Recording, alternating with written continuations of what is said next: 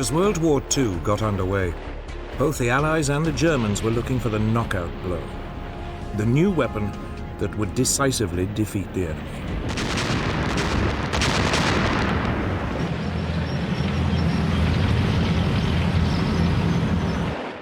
For Hitler's Germany, the problem was that Britain was an island. His tanks couldn't blitzkrieg across the Channel. The only way to defeat her was to strangle her seaborne supply routes.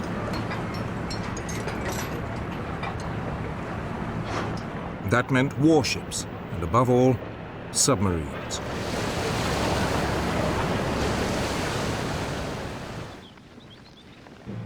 For the Western Allies, the problem was attacking Germany when there were no Allied troops in mainland Europe. The solution they adopted was strategic bombing. Aerial bombardment aimed at destroying Germany's infrastructure and pounding its people into submission.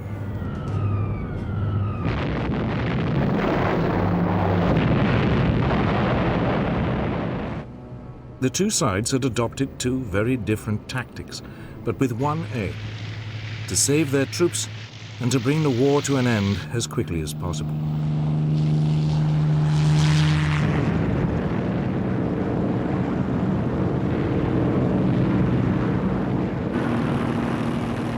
Ironically, it was the Germans who first started strategic bombing. In August 1940, Luftwaffe bombers accidentally hit London. The RAF retaliated by bombing Berlin.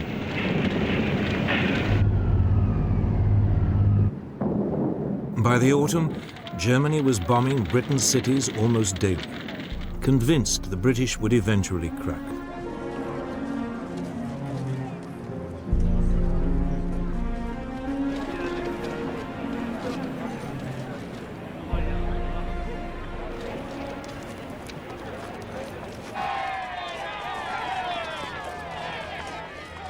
But the Blitz, as it was called, never showed any sign of forcing the British to surrender. And by the summer of 1941, it was dying away as the Luftwaffe turned its attention to the war in Russia.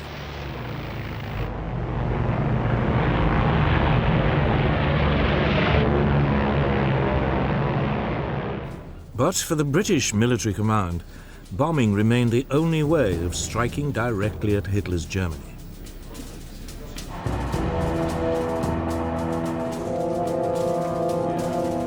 Moreover, by early 1941, the RAF was starting to receive a new generation of bigger, more powerful, four-engined bombers. These could carry loads of up to 18,000 pounds of bombs, 4 times the capacity of earlier aircraft. The first of these was the Short Stirling.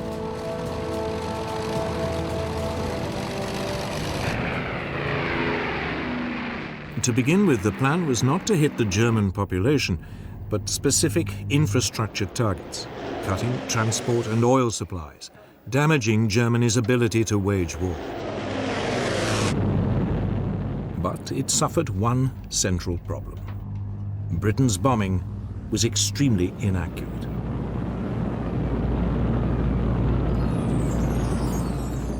In August 1941, a secret British report showed that over the crucial German Ruhr industrial area, only 10% of British bombers were getting their bombs within 5 miles of their target. At the same time, the German air defenses were taking a terrible toll on British planes.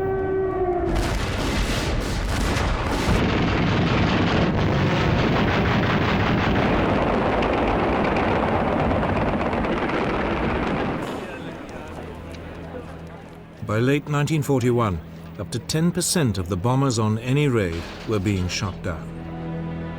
A loss rate which couldn't be sustained.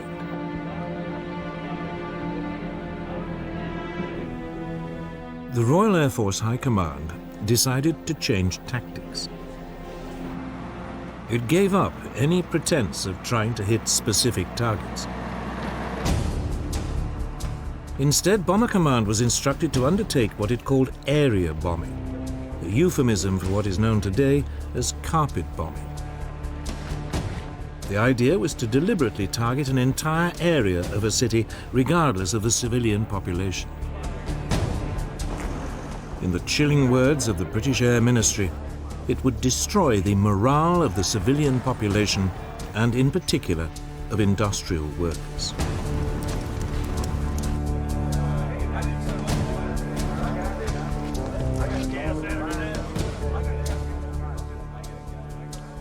Its leading exponent was Air Marshal Sir Arthur "Bomber" Harris, who was now appointed Commander-in-Chief of RAF Bomber Command.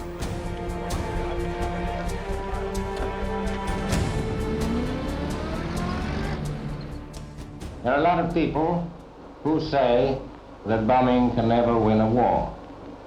Well, my answer to that is that it has never been tried yet, and we shall see. They sowed the wind, and now they are going to reap the whirlwind. In spring 1942, Harris launched what was, in effect, a huge public relations stunt for what he preferred to call strategic bombing. He gathered every available aircraft in Bomber Command. Over 1,000 took off for the German city of Cologne.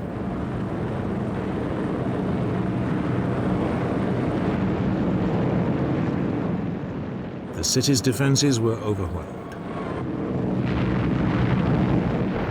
600 acres were destroyed.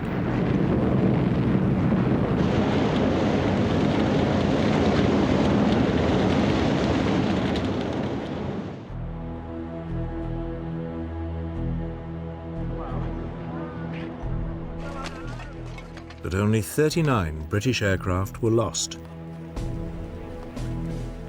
Harris had won his point. He now had the full support of the British Prime Minister, Winston Churchill.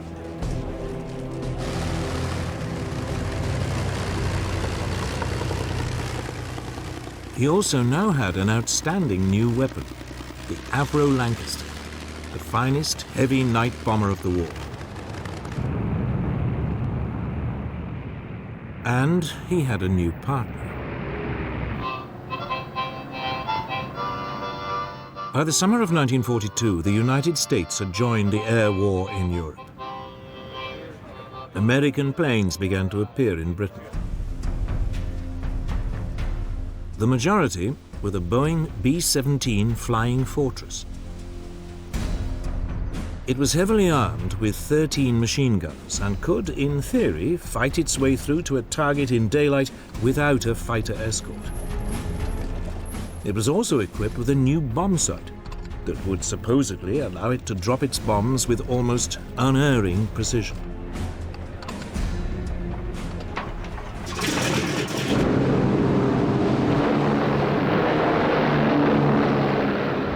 These features encouraged the Americans to ignore the lessons of the early British campaign and return to targeted raids on Germany's infrastructure. In August 1942, the Americans put the Flying Fortress to the test. 12 of them attacked marshalling yards near Rouen in France.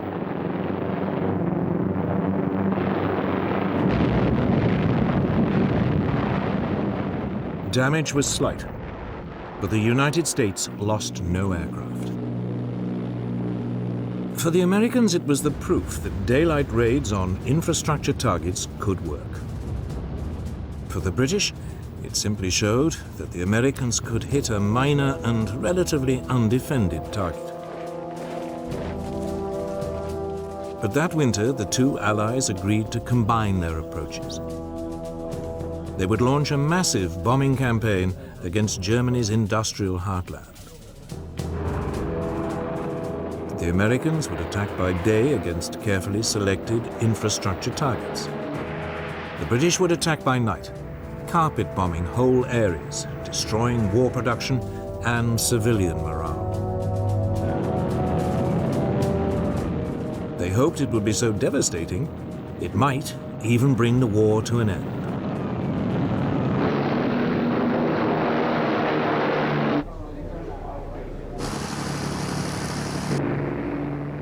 In March 1943, British planes took off for the German industrial city of Essen. High-speed Mosquito light bombers went in first, dropping flares to highlight the targets.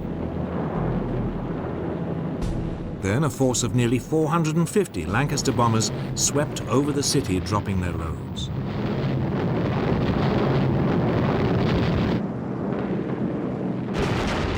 The German defenses were overpowered. Only 14 British aircraft were shot down.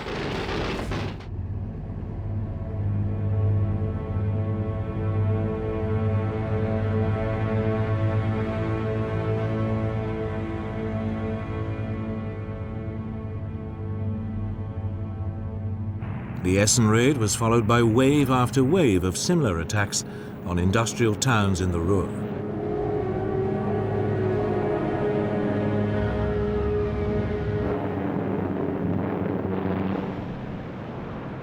But the German air defenses now began to get the measure of the Allied attacks.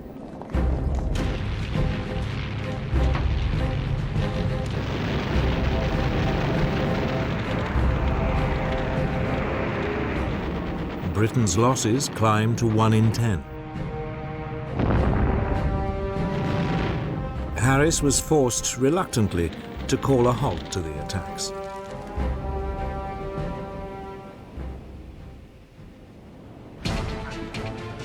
But then he was informed about a new Allied invention. Codenamed Window, it consisted of clouds of aluminium foil strips dropped from an aircraft.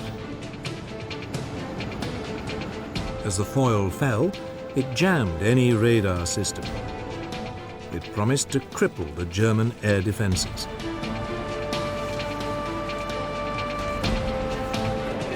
Harris seized on it, and 4 months after the Essen raid, in July 1943, he went back on the offensive. He called it Operation Gomorrah.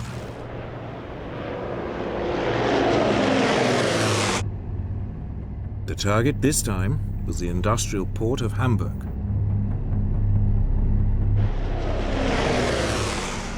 Bombers equipped with Window jammed the German radar.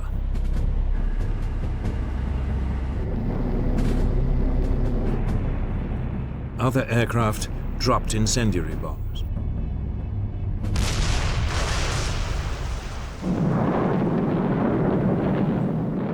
A giant firestorm engulfed the city center.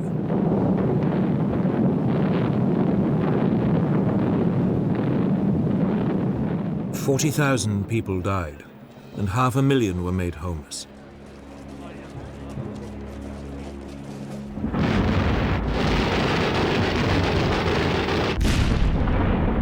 More raids on the port followed. It was an enormous shock to the German people.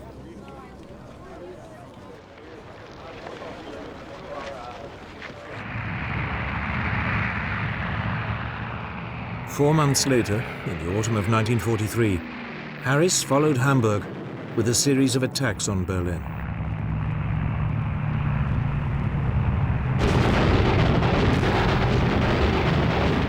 But by now the Germans were learning to overcome the effect of Window, and by spring 1944, British losses were back at nearly 1 plane in 10.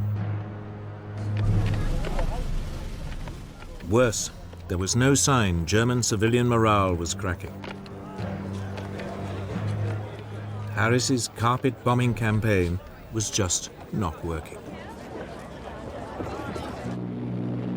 But neither was the American alternative of targeting infrastructure.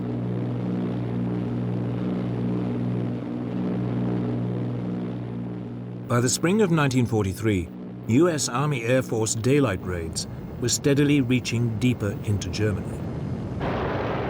But American losses were climbing. Around 1 in every 15 planes was being shot down.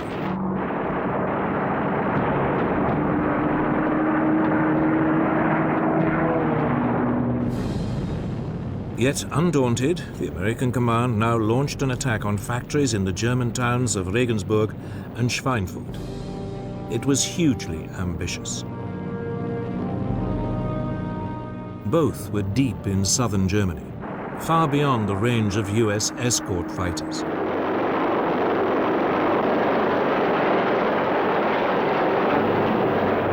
It was a disaster. The 380 flying fortresses, which US bomber chiefs had assured everybody wouldn't need a fighter escort, were harried and shot down.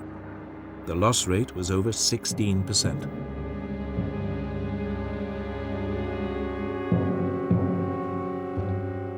The US was forced to suspend its bombing campaign.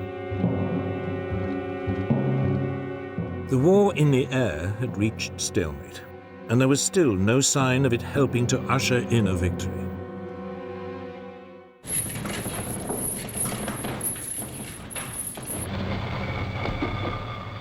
Then, in the early summer of 1944, as the Allies prepared to invade mainland Europe, the British and American air forces were tasked with disrupting German communication lines and oil supplies. It represented a return to targeted infrastructure bombing. But this time, the Allies had a new weapon. The British had experimentally modified a US fighter, the P-51 Mustang. The US engine had been replaced by a British-made Rolls-Royce Merlin. It gave the plane a much longer range. It was the ideal long-distance bomber escort.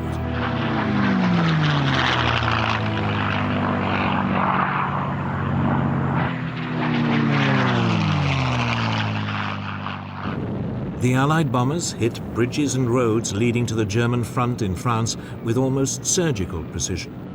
Oil supplies to the German military were drastically reduced.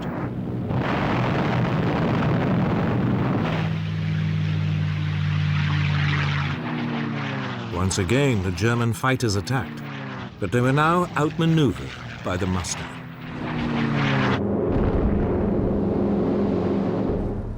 Much of the German Air Force, now running low on fuel, was grounded. The campaign of targeted bombing on Germany's infrastructure may not have been the knockout blow the Allies hoped for, but it was finally paying dividends. But one man was not impressed. Bomber Harris was still obsessed with the idea that ever more devastating carpet bombing attacks would stop Germany in her tracks once and for all. So it was that in late 1944, Britain returned to carpet bombing. German city after city was hit and devastated.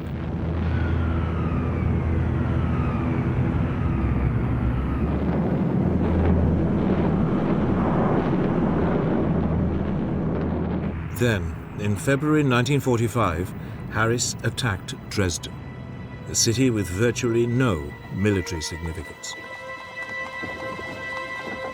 The city's civilian population had been inflated by refugees fleeing bombing raids elsewhere. Yet Harris seems to have had no regard for civilian life.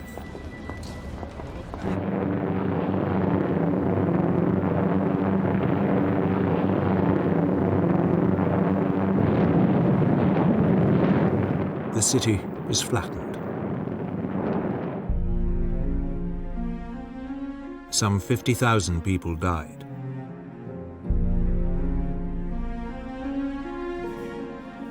It was a raid too far. Finally, questions began to be asked about the morality, let alone the efficacy, of carpet bombing. Whatever it had achieved, it had been done at an horrendous cost of civilian and military lives. Critically, it had failed to break German morale, yet 60% of RAF crews had died before they had completed 30 missions.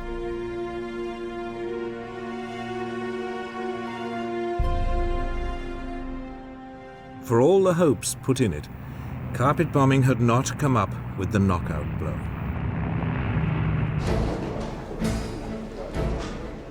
The Germans, meanwhile, had put their faith in an altogether different technology to give them the knockout blow they needed to win the war.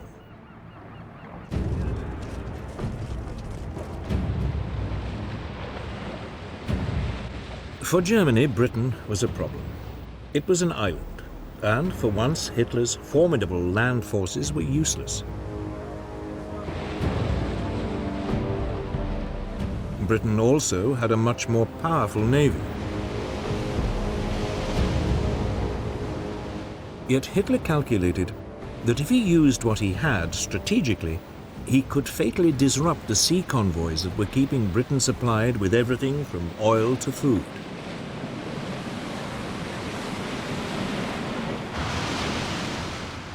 In the first 18 months of the war, German raiders sank more than 130 British merchant vessels.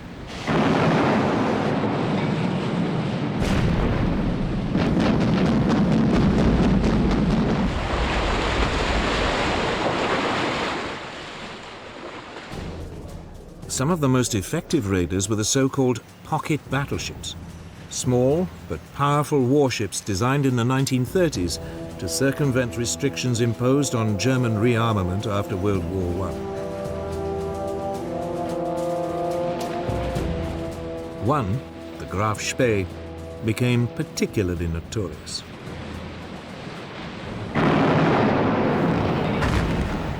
In a matter of weeks, she sank 9 Allied merchant ships in the South Atlantic before being cornered off the River Plate in South America and Scotland.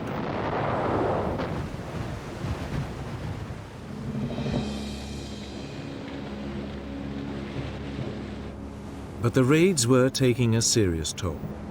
If the losses continued to rise, Britain would have real supply problems.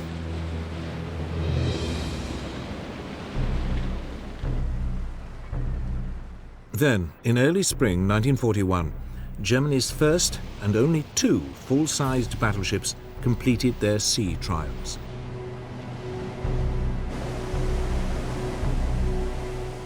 They sent a shiver through the British Navy. Their potential for destruction was enormous.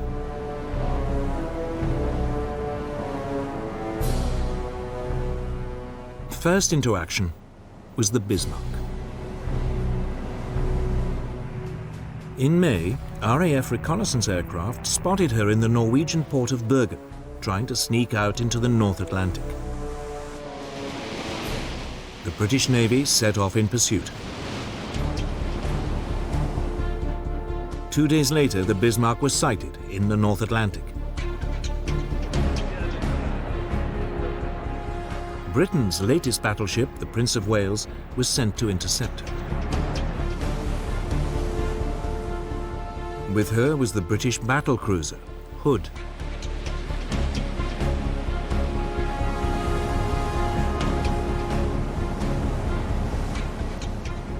Early on May the 24th, 1941, the 2 forces met.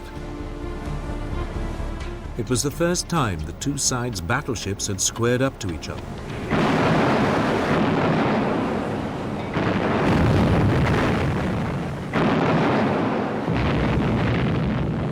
Almost immediately, a shell from the Bismarck plunged through the weak deck armor of the Hood.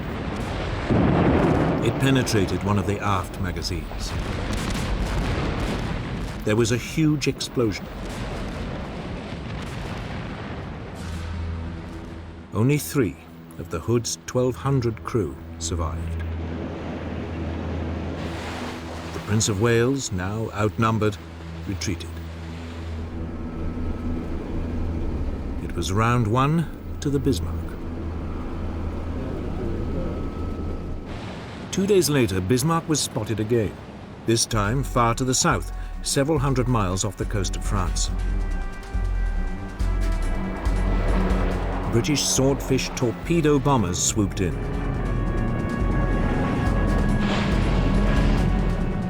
One hit and jammed the Bismarck's rudder. The following morning, 2 British battleships, the Rodney and King George V, caught up with the crippled Bismarck.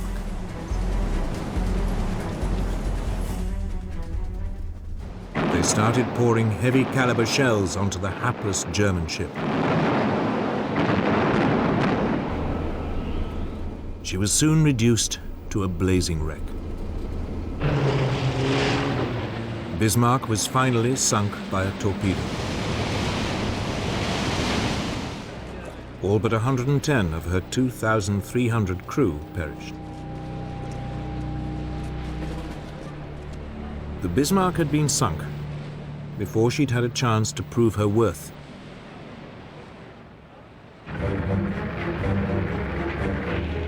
Then, in June 1941, Hitler invaded the Soviet Union. The war at sea entered a new phase.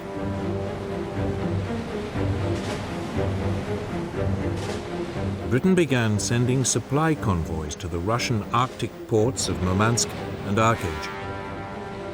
Immediately, the German Navy prepared to cut them off.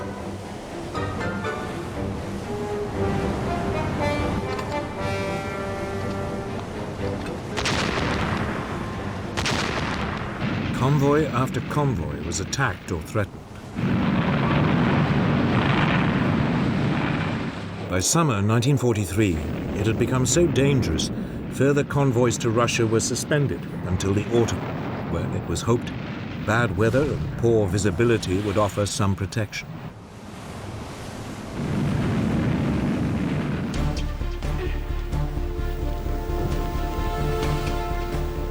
While the convoys were suspended, Britain turned its attention to one of the biggest threats it faced, the Bismarck's sister ship, Tirpitz. She'd spent months hiding in the Norwegian fjords, waiting for the moment to pounce. All the while, the British Navy had been keeping her under close watch, determined to eliminate Germany's last battleship.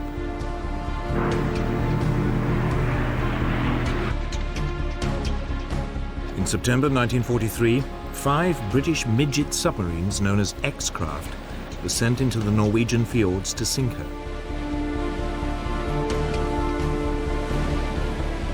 The attack caused only minor damage. By the following spring, the Tirpitz was once again ready to menace the Arctic convoys.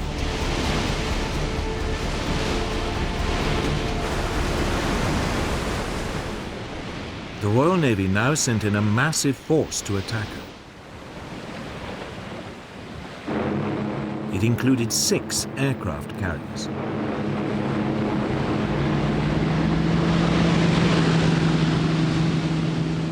They took the Germans completely by surprise.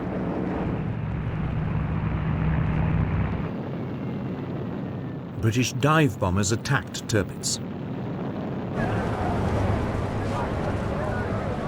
But she was heavily armored, and the relatively small bombs caused only superficial damage. 3 months later, she was ready for action again.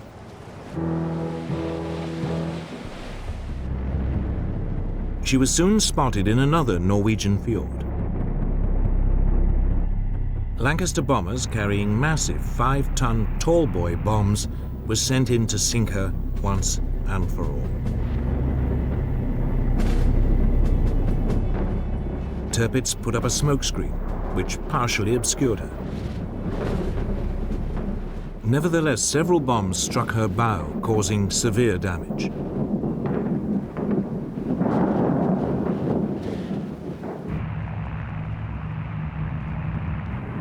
Finally, 2 months later, a squadron of Lancaster bombers caught her in perfect weather conditions. 3 tall boys struck home. Tirpitz slowly capsized. Almost 1,000 crew members went down with her.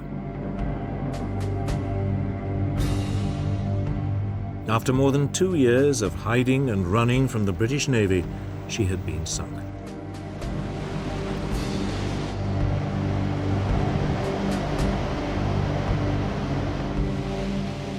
Germany's battleships had promised much, but against the overwhelming might of the British Navy, they'd never had a chance to prove their worth.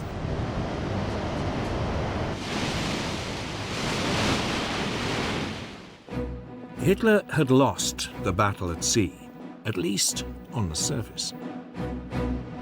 But below the waves, it was a different story.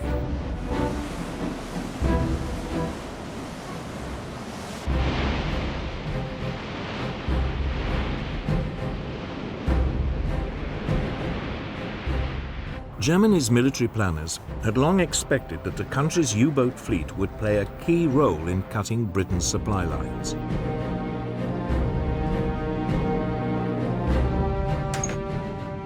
They could sneak up underwater on British merchant vessels, attacking them at the last moment.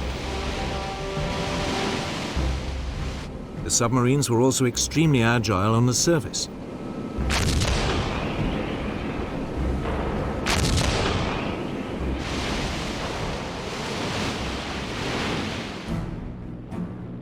To combat the threat, Britain's merchant fleet was corralled into convoys for protection. But there was a serious shortage of anti-submarine ships to escort them. Many ships sailed without protection. Yet Britain's naval command remained remarkably complacent. They believed they had the weapons and the technology to contain the U-boat threat. It was soon proved wrong.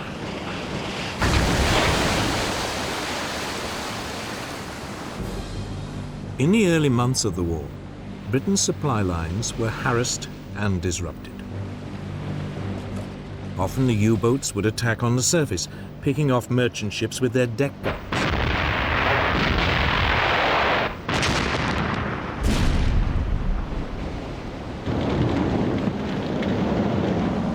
In response, the Royal Navy sent aircraft carriers equipped with submarine hunting aircraft to patrol the sea lanes used by the convoys. But they had only limited effect.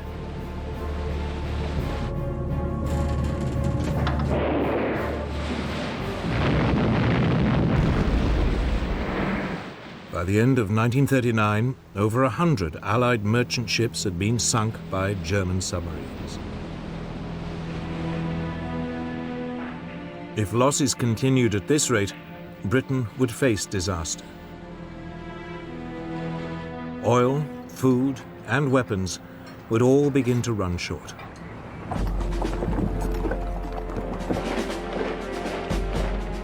Then things got even more difficult. Germany overran France. Suddenly, the German Navy, which until now had been largely bottled up in the North Sea, had access to France's Atlantic seaboard. They now had a base to attack Britain's Atlantic convoys. France's Atlantic ports filled with newly built German U-boats, particularly the Type 7C ocean-going vessel. Admiral Karl Dönitz, head of the German U-boat service, now organized his submarines into what he called wolf packs. A group would be lined up across a likely convoy route. As soon as one U-boat spotted a convoy, it called in the rest to attack.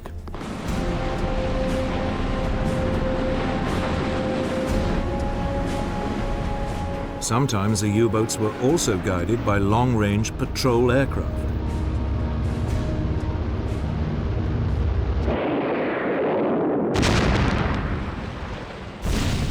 By the end of October 1940, up to 40% of Allied merchant shipping per convoy was being sunk. Britain's supplies were under threat.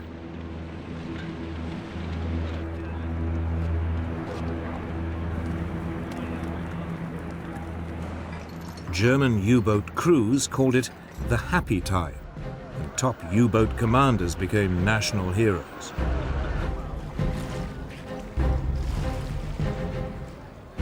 Britain was paying dearly for its lack of preparation.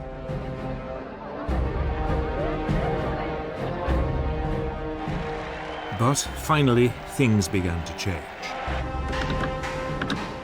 A crash-building program of anti-submarine escort vessels was producing results.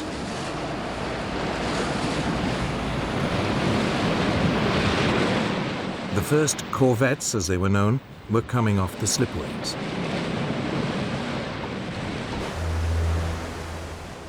For the first time, Britain could set up permanent groups of warships to escort the supply convoys. But their effectiveness was limited by the fact that their top speed was 15 knots, 2 knots slower than the surface speed of a U-boat.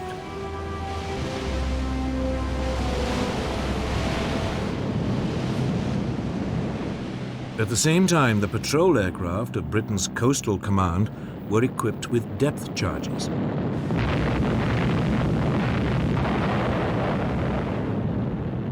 They lacked the range to cover the mid-Atlantic, but U-boats on the surface near their bases could be harried and forced to submerge.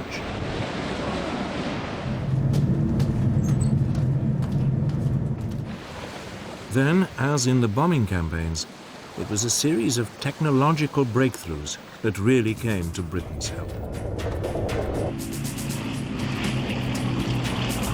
In early 1940, a new type of radar, known as centimetric radar, was developed. It was smaller than existing systems, and for the first time could be fitted to escort ships and aircraft.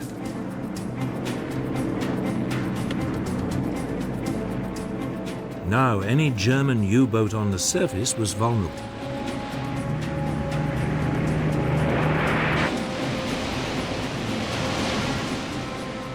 Some months later, there was a second technological breakthrough.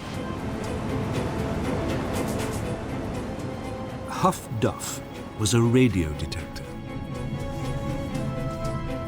Anytime a German U-boat surfaced to communicate, Huff-Duff could pick up the radio signal and pinpoint its exact position.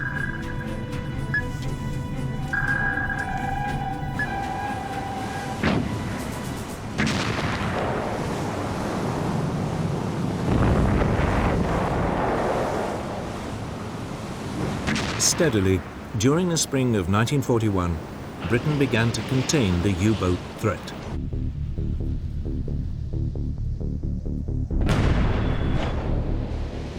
Merchant shipping losses fell by more than half.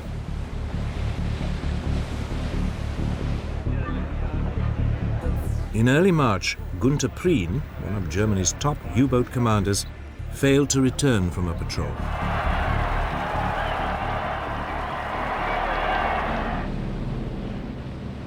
Shortly afterwards, 2 more top German U-boat commanders lost their lives in quick succession.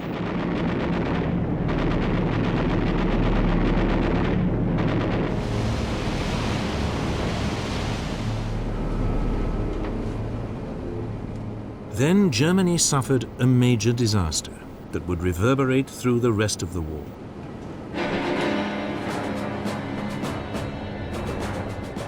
In May 1941, the British destroyer Bulldog forced U-110 to the surface and captured the submarine. On board was an Enigma machine used for encoding German signals. More importantly, Bulldog also captured the naval code books that went with the machine. It would provide vital assistance to Britain's code breakers.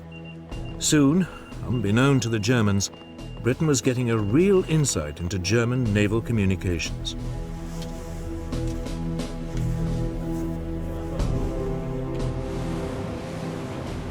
For the Royal Navy, it meant convoys could now be routed away from the U-boat wolfpacks.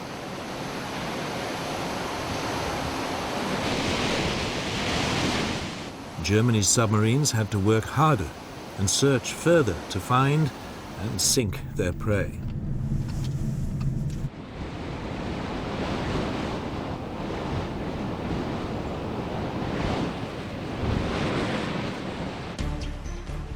Yet, despite the Allied gains, by the winter of 1941, the German war machine was producing ever greater numbers of U-boats.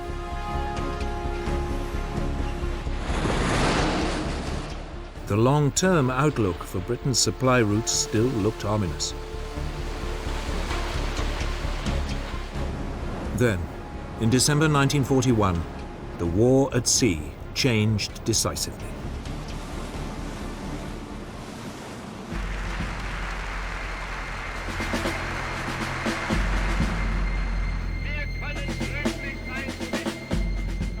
In December 1941, Hitler declared war on the United States.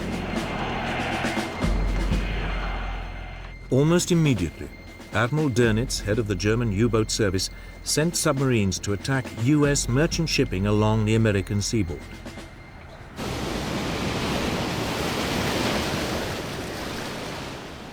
At first, only a few of his submarines, the new Type 9, were capable of making the long voyage from Europe.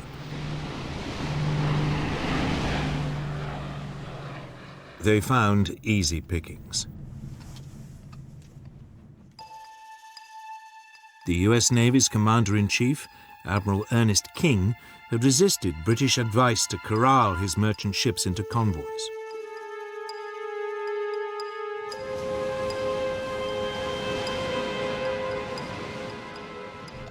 Over a 3-month period, more than 400 US merchant ships were sunk or destroyed.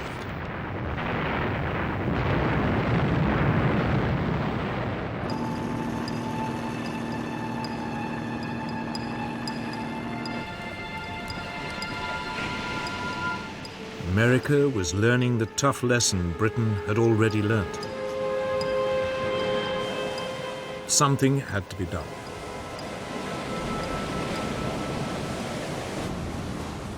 King now changed his mind, and by May 1942, the United States had introduced a limited system of convoys.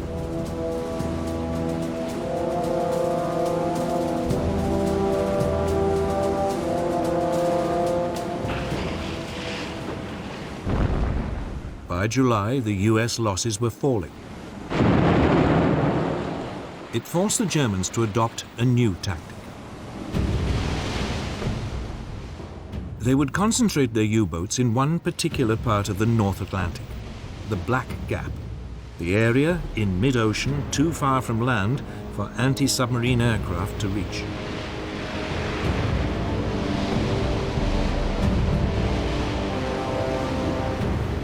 Often a convoy would be hit by more than 15 submarines coming at it in waves.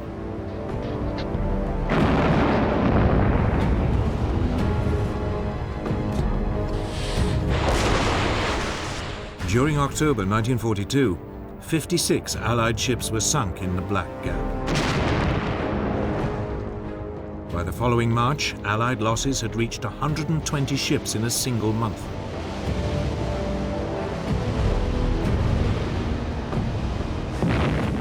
During the same month, the Germans lost only 12 U-boats.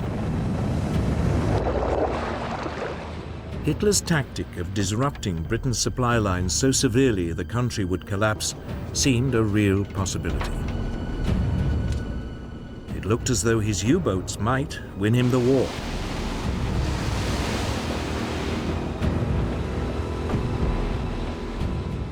But now the Allies began to up their game. Britain had brought in a new commander. Admiral Max Horton was former head of the Royal Navy's submarine fleet. His first move was to set up permanent groups of destroyers and frigates that would provide additional support to convoys, rushing in as soon as an enemy wolfpack was spotted. Equally importantly, a string of yet more technological developments came on stream. The Hedgehog was an anti-submarine mortar that fired 24 bombs.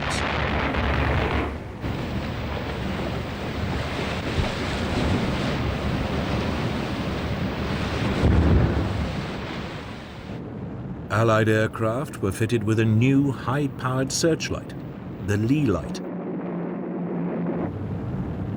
As an aircraft swooped in, it could be turned on at the last moment, catching a submarine by surprise on the surface.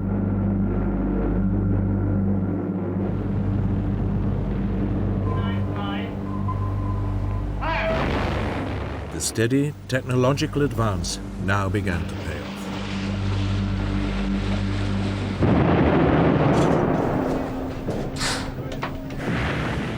The German U-boat losses increased. The German commander, Admiral Dönitz, struggled to regain the initiative. In April, he ordered an all-out U-boat attack on convoy ONS-5, a convoy of 43 merchant ships traveling from Liverpool to Canada. It was designed to be a demonstration of German naval force. 40 U-boats descended on the convoy.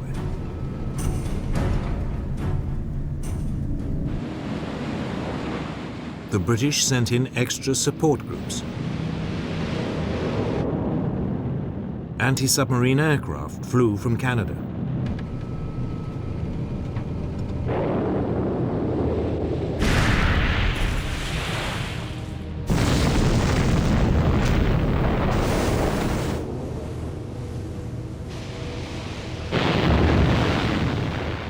It would take 4 days for the Allies to beat off the German attack.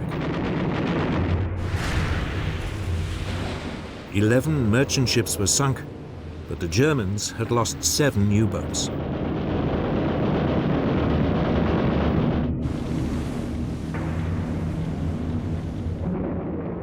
Two weeks later, Dönitz tried again, attacking a second convoy.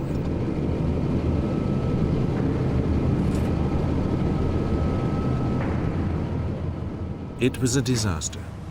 5 U-boats were sunk without a single merchant ship being lost.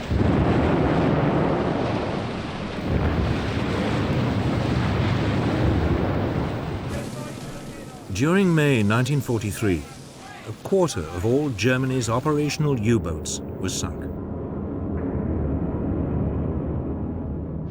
The Germans were finally beginning to lose the U-boat war in the Atlantic. So the Allies now took the battle to the Germans. A new long-range version of the US B-24 Liberator bomber was introduced. It could now reach the German U-boats in the Black Gap. Germany's submarine designers tried to respond with innovations of their own. U-boats were fitted with radar detectors and anti-aircraft guns. Some were also fitted with the Dutch-designed schnorkel, an air inlet that meant that submarines could spend longer underwater, hidden from Allied radar.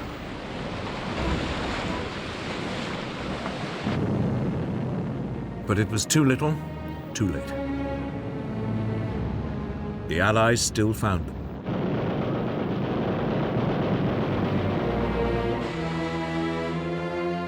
Hitler's U-boats were now pinned down in port. It was too dangerous for them to roam the ocean freely.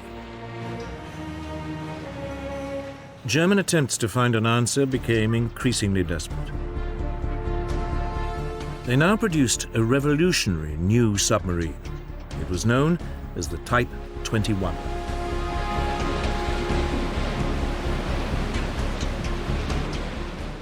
It was electric-powered and capable of 17 knots while submerged, over twice the speed of a traditional submarine and fast enough to outrun most surface vessels. But again, it was too late. Only one ever became operational, and it never made contact with the enemy. By the end of 1943, the Allies dominated the Atlantic. It was a turning point in the war. Hitler's U-boat campaign had taken a terrible toll on both sides. The Germans lost nearly 800 submarines. 75% of the U-boat crews perished. On the Allied side, some 32,000 sailors died.